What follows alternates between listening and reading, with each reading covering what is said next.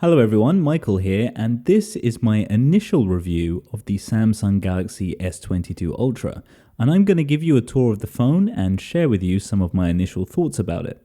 Now normally I do an unboxing, but I couldn't be bothered to set up the shot this time because judging by the size of the box, there's not a lot inside. Just like Apple, Samsung have removed nearly every free accessory you get in the box, and it does make the unboxing experience a little less exciting compared to the Chinese phone brands, which really give you a moment to remember when you receive your new phone. This year, the S22 Ultra starts at $1,199, and for that comes with 8 gigs of RAM, which is less than last year's base model, and just 128 gigabytes of storage, which for me at this price point is unacceptable. I think it has to be at least 256 gigabytes for that amount of money. Let me know in the comments what you think of the pricing to storage ratio. So my first impression in hand was how big it is. This is the first time I've ever used an Ultra Samsung phone, and I never thought I'd say this, but holding it makes the iPhone 13 Pro Max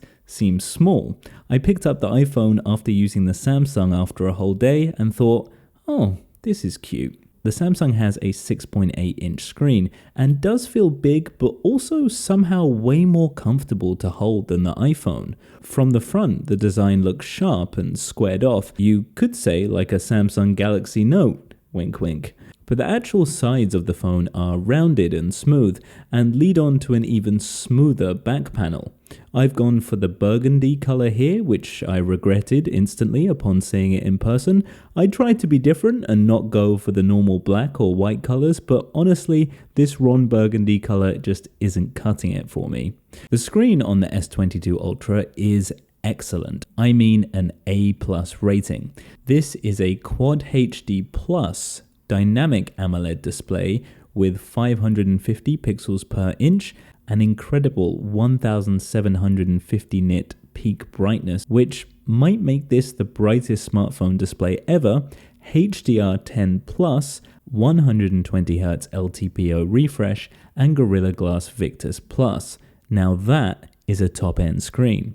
It's also slightly curved, but not enough to cause any problems in terms of gestures, swipes, or typing. There's also a 40 megapixel camera cutout hole punch at the top of the display, and on the back we have the main camera system, which I have to say from my small time testing is probably the best camera system I've ever used. I'll get into it more in my full review, so don't forget to subscribe for that, but so far the amount of rich detail picked up by all of these sensors is fantastic. The colors look gorgeous, the dynamic range is incredible, images come out much brighter than the iPhone and are processed in a much more appealing style. But it's the zoom capabilities that are the real game changer here. Having a 10 times sensor that is also so reliable and detailed really changes the whole game for me, especially being somebody that enjoys street photography. To have this capability on a phone is outstanding, and I can't wait to share with you photos in the full review. Video also looks fantastic. Again, the colors look good and the stabilization is nice and smooth,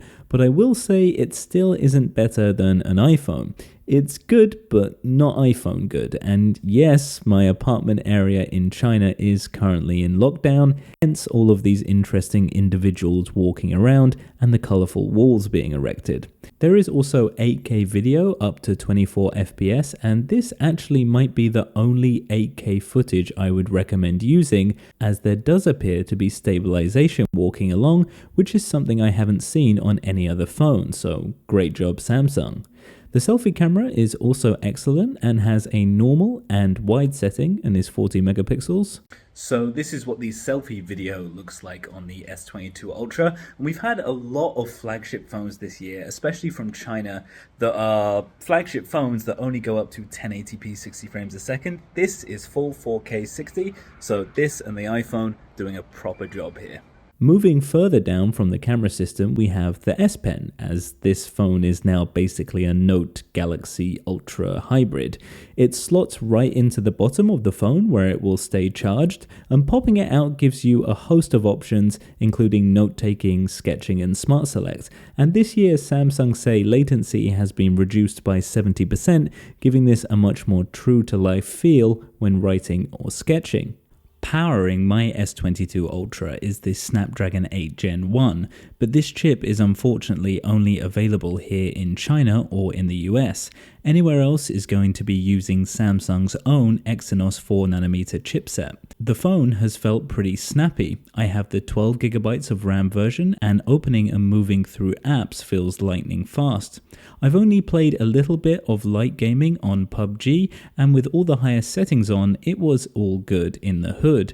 Actually, better than that, it was super smooth, probably the smoothest I've ever experienced. One thing I have noticed is it does have a tendency to run at a high temperature when doing anything intensive, such as downloading or installing apps, charging both wired or wirelessly, as well as when using the camera. So this is something I will for sure look into over the next week. The S22 comes with a 5000 mAh battery, and so far the battery life has been so-so.